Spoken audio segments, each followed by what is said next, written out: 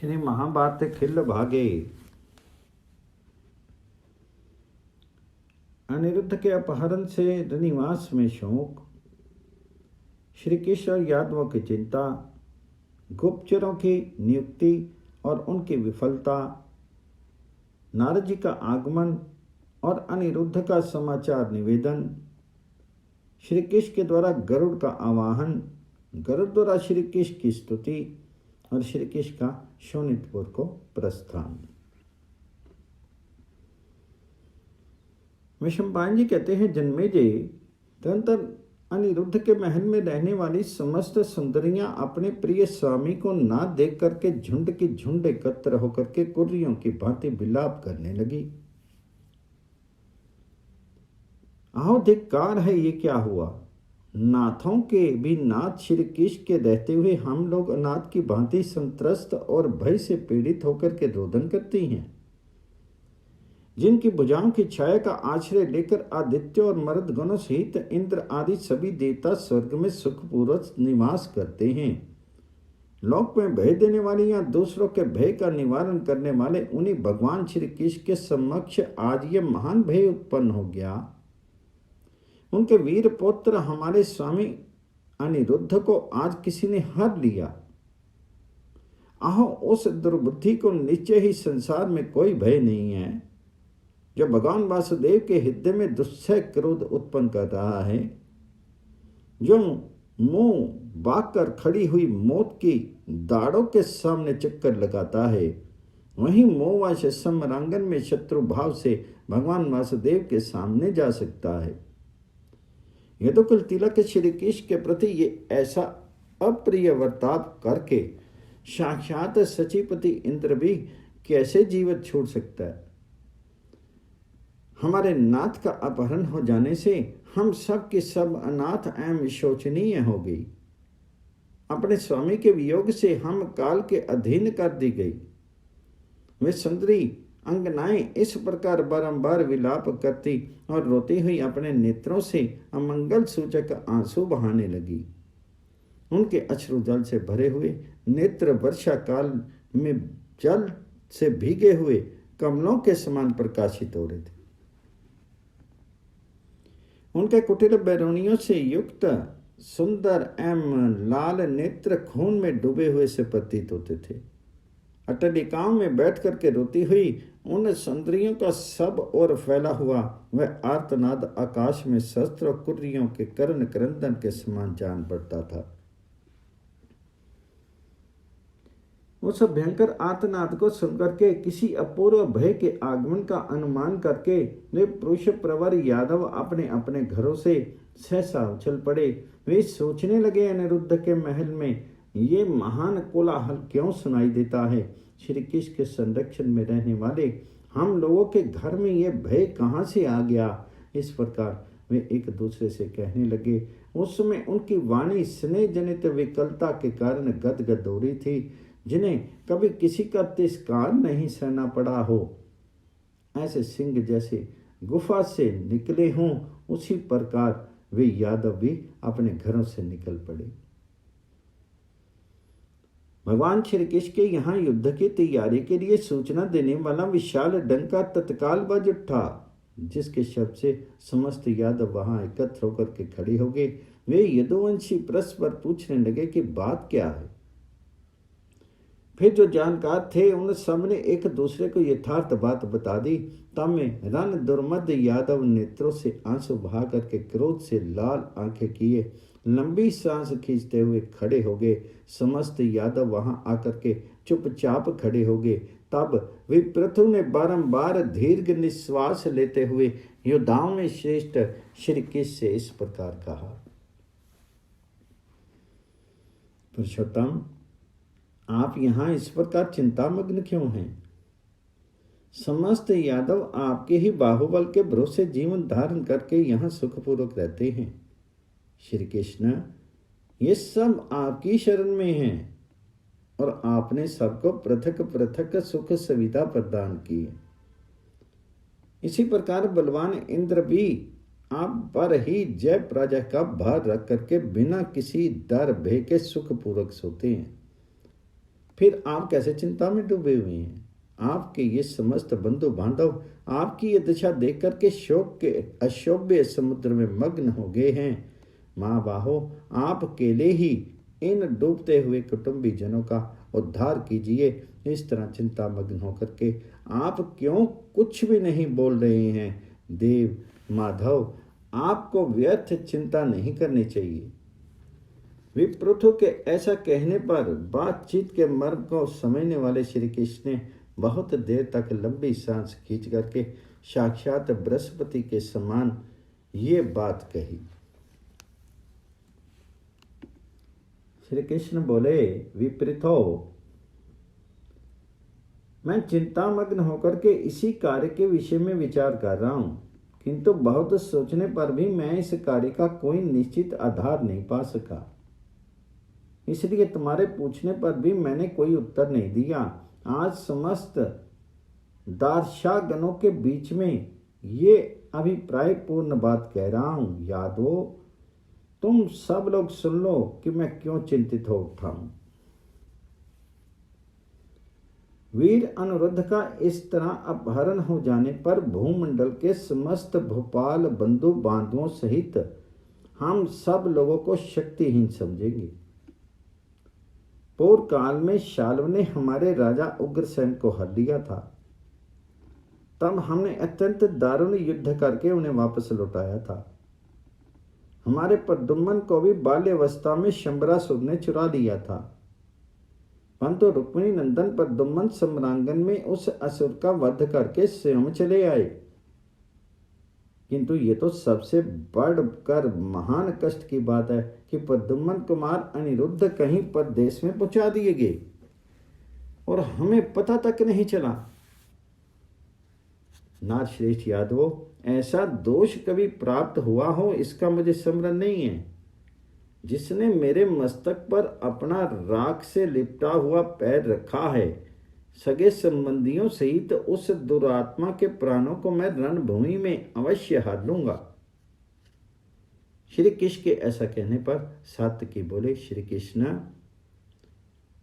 अनिरुद्ध की खोज के लिए गुप्तचर भेजे जाएं और वे पर्वत और वनस्थली सहित इस सारी पृथ्वी में उसका अनुसंधान करें। तब श्री कृष्ण ने मुस्कुरा करके राजा उग्रसेन से कहा, नरेश्वर, आप बाह्य और अभ्यंतर, प्रकट और गुप्त चरों को इस कार्य के लिए नियुक्त कीजिए। वैशंपायन जी कहते हैं, जन्मे जी, भगवान श्री कृष्ण का ये वचन सुनकर के राजा उग्रसेन बड़ी उतावली के साथ उठे। उन्होंने अनिरुद्ध की खोज के लिए तत्काल प्रकट एवं गुप्तचर नियुक्त कर दिए। यशस्वी भोपाल महामना उग्रसेन ने चरों को नियुक्त करके उनके लिए घोड़े और रथ भी दे दिए तथा ये आज्ञा दी, तुम लोग भीतर बाहर सब ओर अनिरुद्ध को ढूंढो। घोड़ों पर संचार होकर के शीघ्रतापूर्वक जाकर के वेणु, मान, लता, विष्ट, रैवैतिक तथा वृक्षमान पर्वतों पर उनकी खोज करो। वहां का एक एक उद्यान और जंगल झाड़ी छान डालो। उद्यानों में सब और बेखटके चले जाना। हजारों घोड़ों और बड़ी संख्या के रथों पर आरूढ़ होकर के तुम सब लोग बड़ी उतावली के साथ यदुनंदन अनिरुद्ध का पता लगाओ। तदंतर सेनापति अनाधृष्टि ने अनायासी महान कर्म करने वाले अच्युत श्री कृष्ण से डरते डरते से इस प्रकार कहा, प्रभु श्री कृष्ण, यदि आपको जचे तो मेरी बात भी सुने। बड़ी देर से मेरे मन में यह बात आ रही है कि मैं आपसे कुछ कहूँ। आपके द्वारा असीलोमा और पुलोमा मारे गए, निशुंद और नरक काल के गाल में डाल दिए गए, शोभ विमान और उनके स्वामी राजा शाल्व भी नष्ट कर दिए गए, मैंद और द्विध भी मार डाले गए। महान असुर हेग्रीव सगे संबंधियों सहित आपके हाथ से मारा गया। देवताओं के लिए वैसे वैसे अत्यंत भयंकर युद्ध आपने किए हैं। गोविंद, प्रत्येक रण क्षेत्र में आपने ये सारे कर्म पूर्ण रूप से संपन्न किए हैं, किंतु आपका साथ देने वाला कोई नहीं।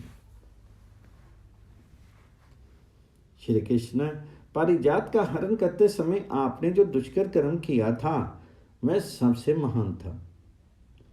आपके द्वारा किया गया ये पारिजात हरण रूपी कर्म परिणाम सहित सबसे उत्कृष्ट है। श्री कृष्ण, उस समय आपने अपने बाहुबल से ऐरावत की पीठ पर बैठे हुए युद्ध विशारद इंद्र को भी पराजित कर दिया। अतः इसमें कोई संशय नहीं कि देवराज इंद्र आपके साथ बैर कर सकते हैं। उनका आपके साथ महान बैर बांधना अवश्य संभव है। अतः अनिरुद्ध का अपहरण स्वतः इंद्र ने ही किया है।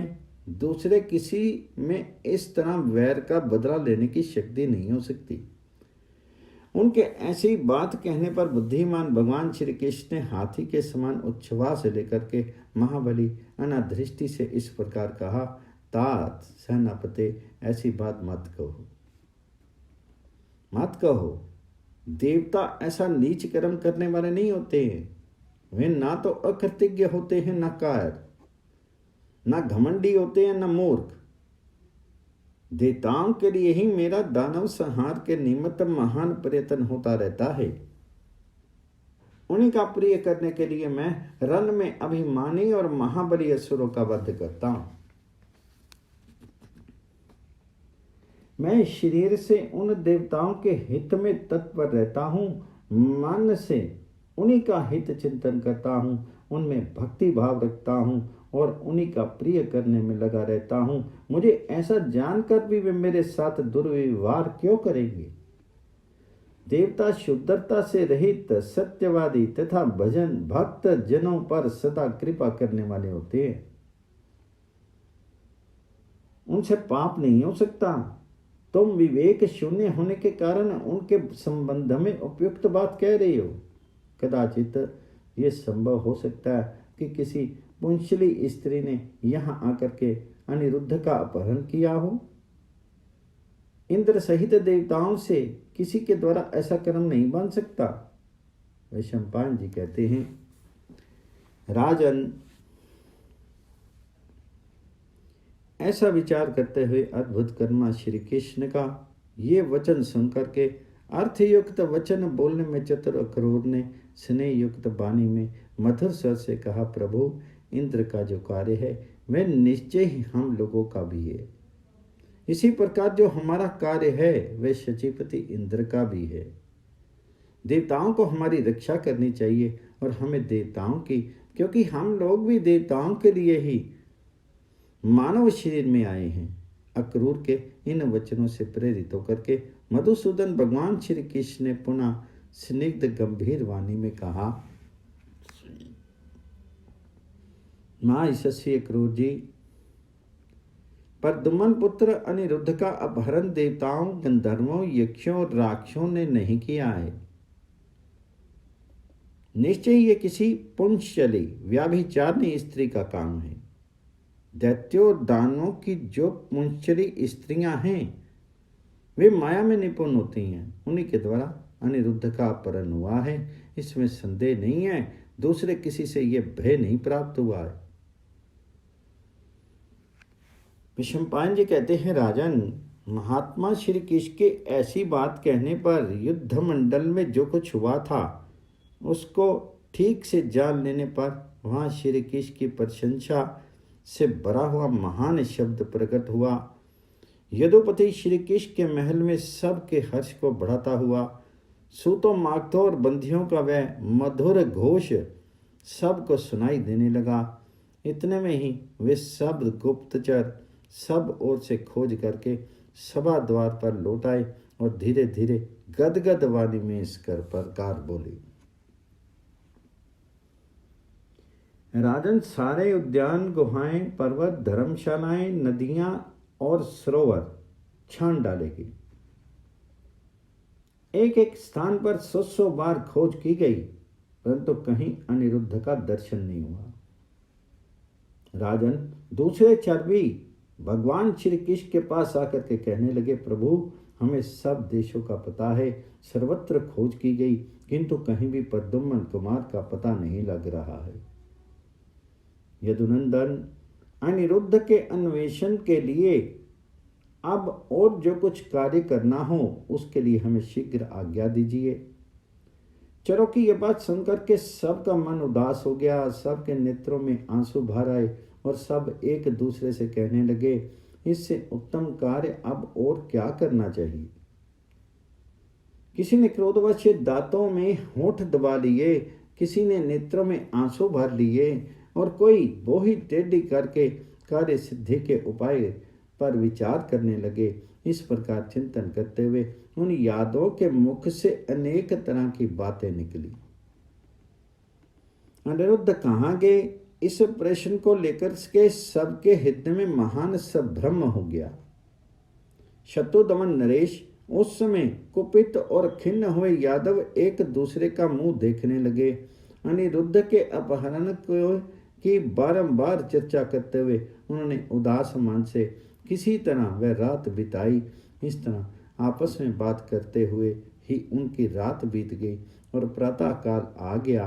तदंतर महाबाहु श्री कृष्ण के भवन में सबको जगाने के लिए बड़े जोर जोर से भांति भांति के बाजे बजने लगे और शंखों की भी गंभीर ध्वनि होने लगी। तत्पश्चात निर्मल प्रभात में जब सूर्यदेव का उदय हुआ, उस समय अकेले नारद जी ने हंसते हुए से वहां यादवों की सभा में प्रवेश किया। श्री कृष्ण के साथ एकत्र हुए समस्त यादवों की ओर देख करके उन्होंने जय हो कह करके माधव श्री कृष्ण का समादर किया। फिर उग्रसेन आदि ने नारद जी का पूजन किया। इसके बाद रण दुर्जय भगवान श्री कृष्ण ने उदास मन से उठ करके नारद जी को मधुपर्क तथा 101 गौ समर्पित की। स्वागत सत्कार के पश्चात जब नारद जी सब प्रकार के बिछौनों से ढके हुए शुभ्र आसन पर सुखपूर्वक बैठ गए, तब वे यथोचित रीति से ये अर्थयुक्त वचन बोले। नारद जी ने कहा, आज क्या बात है कि समस्त यादव इस तरह चिंतामग्न, असंग, अनमने और उत्साहहीन होकर के कायरों के समान चुपचाप बैठे हुए हैं। महात्मा नारद के इस तरह पूछने पर भगवान श्री कृष्ण बोले, भगवान इसका कारण सुनिए। उत्तम व्रत का पालन करने वाले ब्राह्मण, यहाँ रात्रि के समय किसी ने अनिरुद्ध का अपहरण कर लिया है। उन्हीं के लिए हम सब लोग यहाँ चित होकर के बैठे हुए हैं। निष्पाप मुनि, भगवान यदि ये वृत्तांत आपने कहीं सुना या देखा हो तो अच्छी तरह बताइए, ये मेरा प्रिय विषय है। महात्मा केशव के ऐसी बात कहने पर नारद जी उठ करके हंस पड़े, ठठा करके हंस पड़े और इस प्रकार बोले, मधुसूदन सुनिए। एक महासमर में एक और अकेले अनिरुद्ध थे और दूसरी ओर सेना सहित बानासुर था। इन दोनों में महान देवासुर संग्राम के समान बड़ा भारी युद्ध हुआ है। अप्रतिम बलशाली बानासुर की एक पुत्री है जिसका नाम उषा है। उसी के लिए चित्रलेखा अप्सरा शीघ्रता पूर्वक श्री अनिरुद्ध को हर ले गई। वहां अनिरुद्ध और बानासुर दोनों में अत्यंत भयंकर महान युद्ध हुआ। ठीक उसी तरह जैसे देवासुर संग्राम में बलि और इंद्र का युद्ध हुआ था। मैंने भी उस महान एवं अद्भुत युद्ध को अपनी आंखों देखा है। युद्ध से पीछे न हटने वाले बानासुर ने भयभीत होकर के माया का सहारा लिया और नागपाश से महाबली अनिरुद्ध को बांध लिया। गरुड़ध्वज, उस समय उसने अनिरुद्ध के वध की आज्ञा दे दी, परंतु उसके मंत्री कुंभांड ने उसे वैसा करने से रोक दिया। युद्ध में आसक्त हुए बानासुर ने माया का सहारा लेकर के सर्प में बाणों द्वारा कुमार अनिरुद्ध को बांधा है। अतः अब आप यश और विजय के लिए शीघ्र उठिए। तात, विजय की अभिलाषा रखने वाले वीरों के लिए ये अपने प्राणों को बचा करके बैठने का समय नहीं है। वीर पुरुष प्राणों के कुछ संकट में पड़ जाने पर धैर्य का सहारा लेकर के शत्रु के सामने डटा रहता है।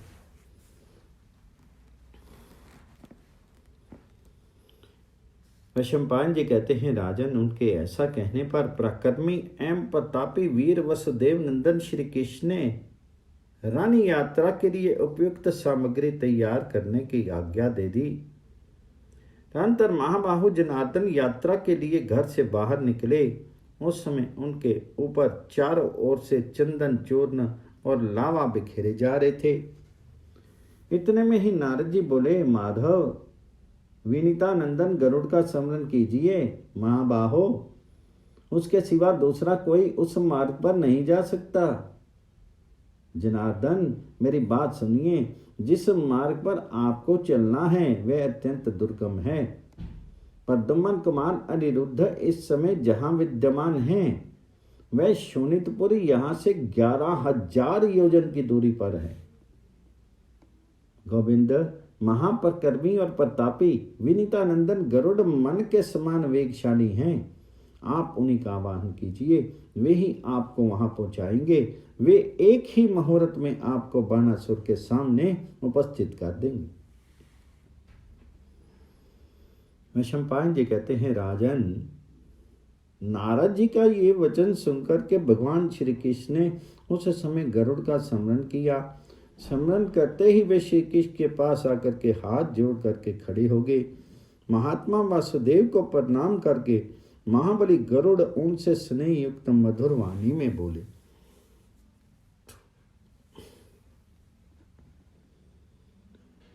गरुड़ ने कहा, पद्मनाभ महाबाहो, आपने किस लिए मेरा स्मरण किया है?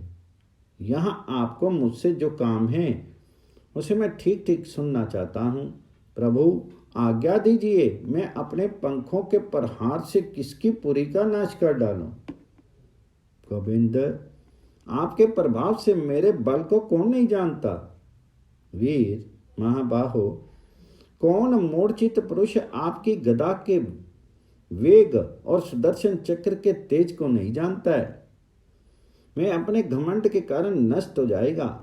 प्रभु, वनमालाधारी बलराम जी सिंह के से मुख वाले अपने हल का प्रहार आज किस पर करने वाले हैं?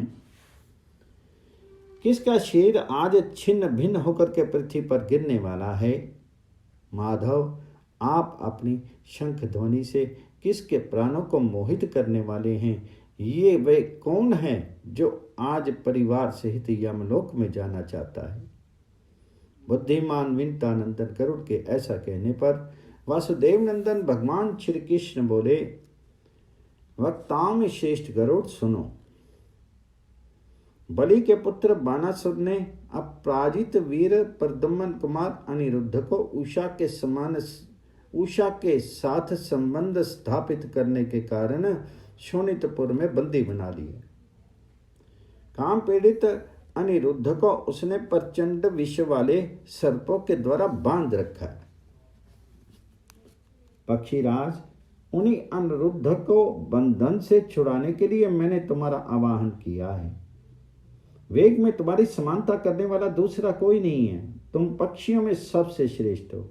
कश्यप नंदन, तुम्हारे सिवा दूसरे किसी के लिए उस मार्ग पर चलना संभव है जहां प्रद्युम्न कुमार अनिरुद्ध निवास करते हैं। वहां शीघ्र मुझे पहुंचा दो। वीर विदर्भराज, रुक्मी की पुत्री शुभांगी, जो तुम्हारी पुत्रवधू लगती है, अपने पुत्र से मिलने की इच्छा रख करके रो रही है। तुम्हारी कृपा से ये भामनी अपने पुत्र से मिल सके, ऐसा प्रयत्न करो। सर्प शत्रु, तुमने पूर्व काल में देवताओं को पराजित करके अमृत का अपहरण किया था। महाबाहो, वह समय तुम्हें याद होगा जबकि तुम मेरे साथ मिलकर के मेरे ध्वज रूप हुए थे। ये समस्त वृष्णिवंशी तुम्हारे भक्त हैं। पक्षीराज, आज तुम हमारी मैत्री तथा भक्ति का आदर करो। तुम्हारे वेग की समानता करने वाला दूसरा कोई नहीं है। दूसरे पक्षी भी तुम्हारे समान नहीं है। सर्पनाशन गरुड़, मैं पुण्य की शपथ खा करके तुमसे ये बात कह रहा हूँ। पूर्व काल में जब माता विनीता दासी भाव को प्राप्त हुई थी, उस समय तुमने अकेले ही उनका उद्धार किया था। अपने पंखों के प्रहार मात्र से पहले तुमने बहुत से योद्धाओं का संहार कर डाला। तुम इन समस्त यादव वीरों को, जो देवगणों के अंश से उत्पन्न हैं, अपनी पीठ पर बिठा करके पराक्रम पूर्वक मेरे साथ उन अगम्य देशों में चलो। तुम्हारे भरोसे ही आज हमारी विजय है। तुम गौरता में मेरु के समान और शीघ्रता पूर्वक चलने में वायु के तुल्य हो। भूत, भविष्य और वर्तमान तीनों कालों में तुम्हारे समान विक्रमशाली दूसरा कोई नहीं है। मां तेजस्वी, महाभाग, सत्य प्रतिज्ञा, विनीतानंदन, आज अनिरुद्ध से मिला देने में तुम हमारी सहायता करो। गढ़ बोले, महाभागो श्री कृष्ण, आपकी ये बात तो बड़ी अद्भुत है। बड़ी बाम वाले प्रभु, आपकी कृपा से ही सर्वत्र विजय होती है। मधुसूदन, आपने जो मेरी स्तुति प्रशंसा की है, इससे मैं धन्य हो गया। ये आपने मुझ पर महान अनुग्रह किया। महाभाव श्री कृष्ण, मुझे आपकी स्तुति करनी चाहिए, किंतु आप उल्टे मेरी ही स्तुति कर रहे हैं।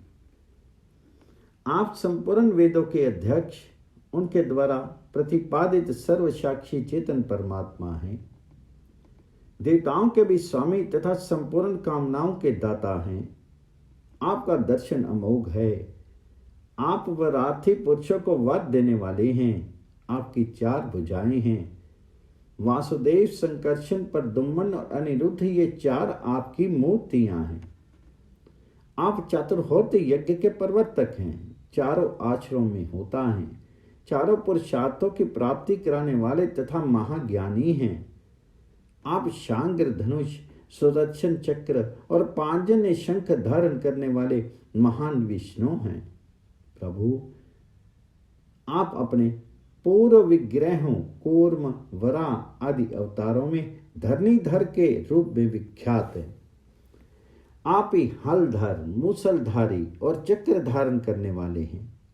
आप देवकी के पुत्र चानूर का संहार करने वाले, गौओं के प्रिय तथा कंस का वध करने वाले हैं। आप ही गोवर्धनधारी हैं। आप मल्लों के शत्रु, मल्लों के पोषक, मल्लों के प्रेमी, महामल्ल स्वरूप तथा महापुरुष हैं। आप ब्राह्मणों के प्रिय, ब्राह्मणों के हितैषी, ब्राह्मणों के ज्ञाता, ब्राह्मणों के पालक तथा ब्राह्मण भक्त हैं। आप ही सर्वश्रेष्ठ दामोदर कहे गए हैं। आपने ही बलभद्र रूप से प्रलंबासुर का संहार किया। आप केशी के हंता तथा दानवों के काल हैं। आपने ही असीलोमा का वध किया है। आप ही बाली तथा रावण का विनाश करने वाले और विभीषण को राज्य देने वाले भगवान श्री राम हैं। सुग्रीव को राज्य प्रदान करने वाले भी आप ही हैं। आपने ही वामन रूप धारण करके बलि के राज्य का अपहरण किया है। आप कौस्तुभ और लक्ष्मी नामक रत्नों को ग्रहण करने वाले हैं। आप इस समुद्र के गर्भ से उत्पन्न धन्वंतरी नामक महारत्न हैं। आप ही वरुण नाम से विख्यात हैं। आप इस सरिताओं की उत्पत्ति के स्थान मेरु हैं। आप नंदक नामक खड़क धारण करने वाले धनवी एवं धनुधरों में श्रेष्ठ महान वीर हैं। आप दार्शा नाम से विख्यात हैं। आपका धनुष विशाल है। आप धनुष के प्रेमी हैं। उत्तम व्रतधारी श्री कृष्ण, आप ही गोविंद नाम से प्रसिद्ध तथा आप ही समुद्र हैं। आप आकाश और तप हैं। आप ही समुद्र का मंथन करने वाले हैं। अनेक फलों से युक्त स्वर्ग आपका ही स्वरूप है। आप ही स्वर्ग में विचरने वाले महान पुरुष हैं। आप ही महान मेघ हैं।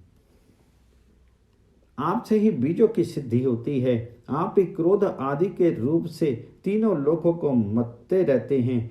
आप क्रोध, लोभ और मनोरथ रूप हैं। आप महान परमेश्वर ही कामनाओं के दाता तथा समस्त धनुषों को धारण करने में समर्थ कामदेव हैं।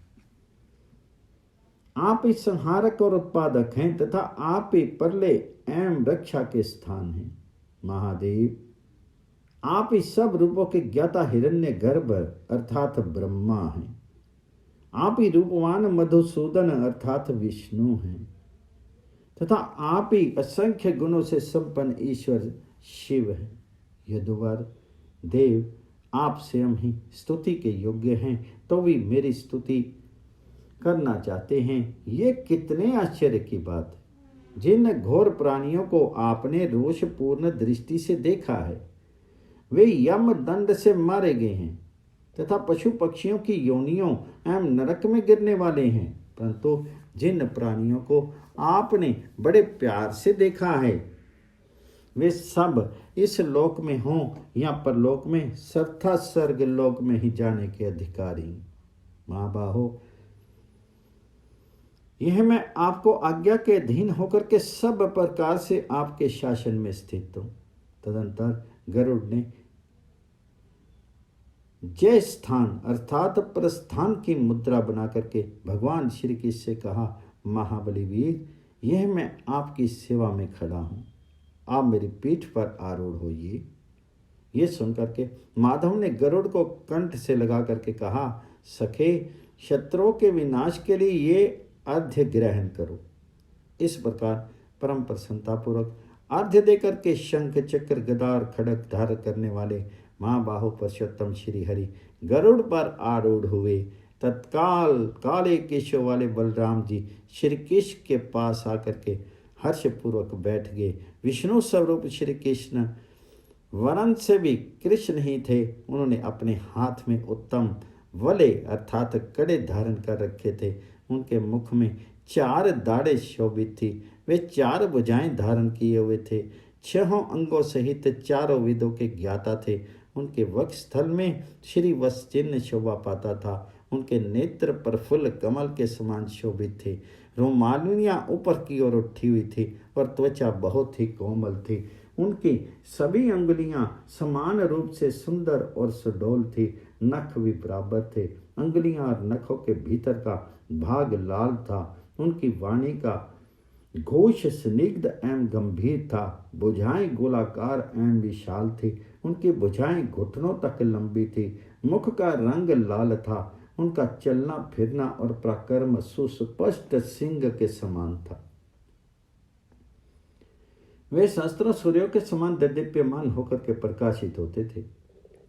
जो सर्वव्यापी भूत भावन प्रभु संपूर्ण विश्व के आत्मा रूप से प्रकाशित होते हैं, जिन्हें वामन अवतार के समय प्रजापति कश्यप ने प्रसन्न होकर के अनिमा आदि 8 गुणों से युक्त ऐश्वर्य प्रदान किया है, जो प्रजापतियों, सांध्यों और देवताओं में सनातन पुरुष माने जाते हैं, उन महाबली एवं प्रतापी वासुदेव भगवान श्री कृष्ण ने द्वारका में यात्रा की तैयारी के लिए आज्ञा देकर के शोणितपुर को जाने का विचार किया। उस समय सोत मागध बंदीजन तथा वेद वेदांगों के पारंगत विद्वान महाभाग महर्षिगण दिव्य स्तोत्र द्वारा उनकी स्तुति कर रहे थे। पहले भगवान श्री कृष्ण गरुड़ पर आरूढ़ हुए थे। उनके पीछे हलधर बलराम जी और बलराम जी के भी पीछे शत्रुसूदन प्रद्युम्न गरुड़ पर बैठे थे। भगवान की यात्रा के समय अंतरिक्ष में ये वाणी सुनाई दी, महाबाहो, आप बानासुर को तथा उनके जो अनुयायी हों उनको भी रणभूमि में पराजित कीजिए। महासमर में कोई भी आपके सामने ठहर नहीं सकता। आपके प्रसाद में लक्ष्मी का अटल निवास है और पराक्रम में विजय प्रतिहित है। आप रणभूमि में अपने शत्रु दैत्यराज बाण को उसके सैनिकों सहित परास्त कर देंगे। इस प्रकार अंतरिक्ष में सिद्धौर चारणों के समुदायों तथा संपूर्ण महर्षियों की कही हुई बातें सुनते हुए भगवान केशव युद्ध के लिए प्रस्थित हुए। इस प्रकार श्री महाभारत के खिल्ल भाग हरिवंश के अंतर्गत विष्णु पर्व में श्री कृष्ण का प्रस्थान विषयक 121वां अध्याय पूरा हुआ।